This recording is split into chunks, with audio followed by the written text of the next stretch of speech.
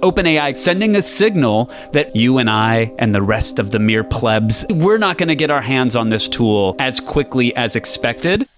OpenAI has been talking to Hollywood studios about using Sora in professional productions. They released a really cool blog post that showed what Sora would look like in the hands of professional creatives. I want to shout out one video by the Shy Kids that we should just show a little bit of here so that everybody can see if you're on the video. But if you haven't seen this, go watch it. It is remarkable. Like, really incredible stuff. The Shy Kids, massive shout out to their short called Airhead. But let's unpack everything and go through it bit by bit real quick, Gavin. Yeah. So OpenAI courting Hollywood, sending a signal that maybe you and I and the rest of the mere plebs out there that are in the cool shadows cast by the ivory tower AI types, maybe we're not going to get our hands on this tool as quickly as expected, that it might be a little more expensive, a little more time consuming to render these things. So they want big Hollywood on board. Do you think that's a shot across the bow of the average person or the filmmaking community at large, Gavin? I think you're right. I think this is, in fact, there's a great blog post that came out this week talking about kind of the predictions of like how expensive and how much video could come out of Sora. We'll talk about that in a second. OpenAI needs customers, right? They need people who are going to start paying for their products.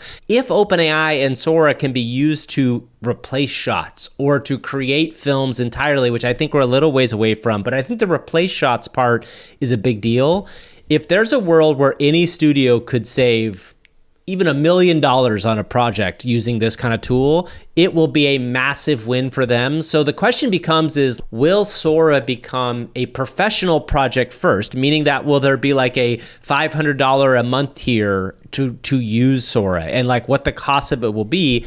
That's where I think this is going to get interesting, because I think what OpenAI is doing now is obviously they have a lot of ChatGPT users paying $20 a month.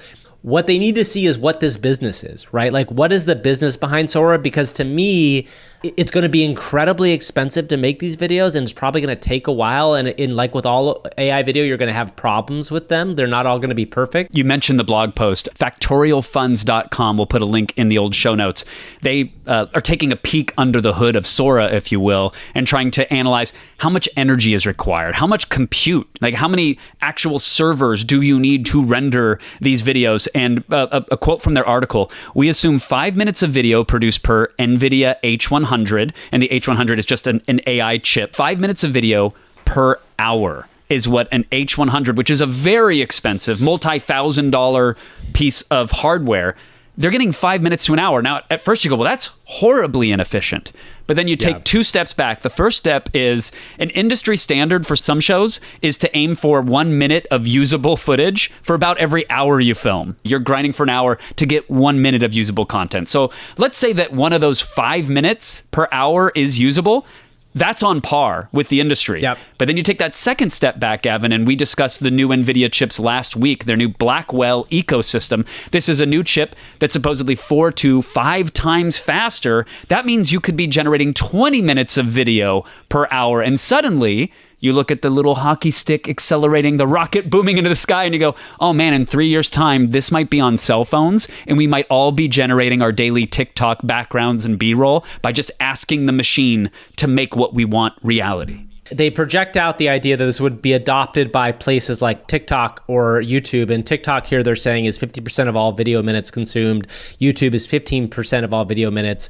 And they're saying a peak demand of this for right now, based on this idea, projecting out, and this is obviously not going to be this demand probably, but 720,000 NVIDIA H100s. But again, things are getting more optimized. We're going to be looking at that H100 chip the way we would look at an old Pentium computer, like the old clunky metal desktop, and you kind of laugh at how inadequate it is. So right now, the numbers are massive. The amount of energy needed to generate these things is probably massive. But that might speak to why they are courting Hollywood, to your point. And also, again, in a year, 2 or 3 time, our ability to make something with this off the shelf pretty quickly is probably going to be actualized. You and I just did Sean Prue's Sirius XM show this morning. Shout out to Sean. We talked about Sora. He is not an AI, I would say, enthusiast by any stretch. But when we ended it, he said something that still resonates with me, Gavin. He's like, oh, I want to go make a film today. And that, to me, is the energy that this can be approached with, because it's very clear while looking at the very human samples that OpenAI published on their blog, and you and I poking at these tools every day, that for at least the foreseeable future, for our near future, a human in the loop, a creative wielding these tools in a creative way, is the best case scenario.